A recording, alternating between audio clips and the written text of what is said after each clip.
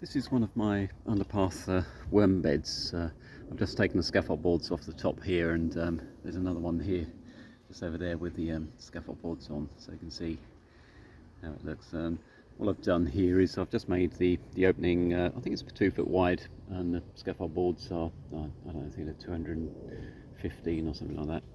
So it's just sort of wedges in, and I had a bit of stud work timber just to fill the gap in, so they're a tight fit, and when you push them down you have to sort of angle them upwards and then stand on it so it wedges up against the various bed sides. What I've done here is I've just lifted up the sides of this bed as well, about 100 millimeters, about 4 inches. Normally I have the scaffold boards level with the top of the worm bed, so just maximise the volume, and every time you mulch the beds you build up organic matter. But I just want to show this here, which it's hard to see on the camera. It looks a lot darker in reality, but this is really quite fine cast now, and if you squeeze it together it clumps up. It's a bit like clay in that way, but what happens is it's really friable and it just breaks up again. So you can see there's not that many worms in here, because I think what's happened is it's pretty much pure cast really. You always get a little bit of twiggy material, and I think what's happened is the twiggier bits are on the top and they tend to dry out a little bit, and this one I just left to it. I didn't really put any more material in, so it's settled down a bit, and I'm not sure how deep this container is or how easy it's going to be to take out, but you can see it's settled down about 75 mil, about 3 inches or something like that.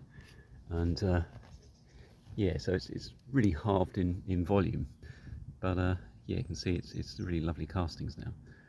So what I'll do here is I'll take some of these bricks out of the way, and when I made this one I put these blocks in thinking the blocks would sort of support the scaffold boards and stop it sort of bowing down in the middle. But when I made subsequent worm bins, I left out those blocks and realised that you could just put more material in there, and then that material itself will support the scaffold boards. So what I do here is I put blocks around the opening, and that tends to sort of rodent proof this, and you can see there's no rat runs or anything in this, so that's worked quite well. And normally when I lift these boards here I mulch those beds, so it's got another 4 inches of material in there as well. But this year I'm not really sure what I'm going to do with this allotment, because kind of losing interest in this one a little bit, but I might just take the cast out and then set this up as another wormery elsewhere, which would be quite good fun.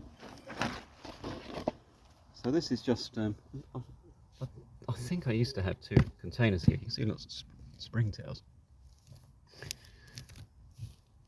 Yeah, so what I've done here, this is really lovely, this is all worm casts, and then I put some Christmas tree branches in there, so there's a lot of woody material, and I just put that in there to really aid drainage.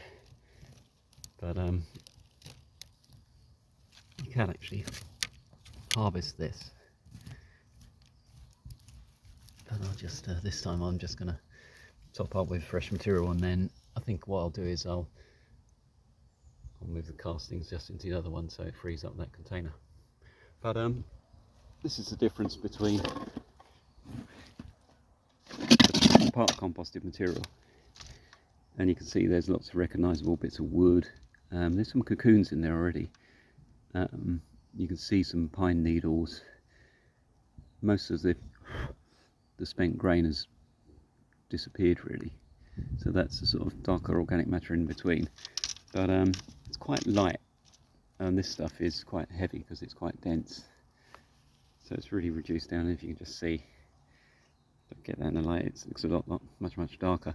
It's much more friable, and you can sift that through a maybe 3mm or 2mm sieve, and then you're only going to get out a few of these bigger bits of wood. But I think some of these have just come off the path where I've taken the boards off, so I mean that's not a problem if you've got bits of wood like that anyway in a allotment bed.